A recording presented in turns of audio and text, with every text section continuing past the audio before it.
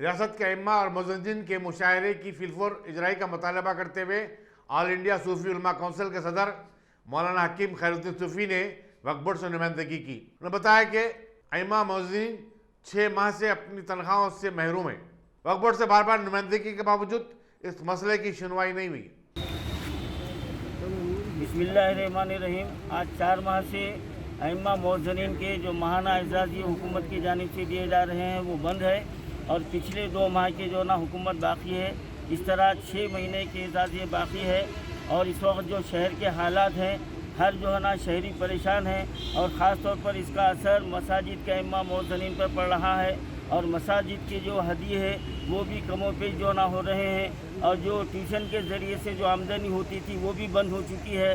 ان حالات میں اگر حکومت بھی اگر ائمہ مؤذنین کا تماشا دیکھے تو یہ ہمارے اسٹیٹ کے لیے بہت ہی معیوب بات ہے اور یہ بہت ہی قابل مذمت بات ہے. میں حکومت تلنگانہ سے یہ مطالبہ کرتا ہوں کہ اولین فرصت میں ائمہ مؤذنین کے میں بقایا جات کے اعزازیوں کو جاری کریں اور ہر مہینہ پابندی سے 5 تاریخ تک اگر اعزازیے جاری کیے جائیں تو تمام ائمہ مؤذنین کے لیے حکومت کی طرف سے ایک تحفہ ہوگا.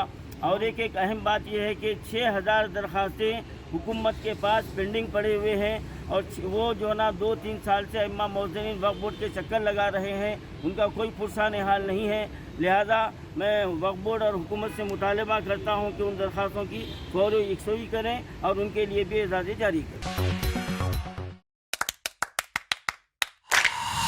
Dynamic Success the Junior College. Enter to win. Masters in MPC and BPC. Integrated coaching for NEET, IIT, JEE. Separate block for girls. Better coaching, better planning, better environment with better results. Opposite Madanapet Mandi, Saeedabad, Hyderabad. Phone 04029701124. An Institute of Success Schools.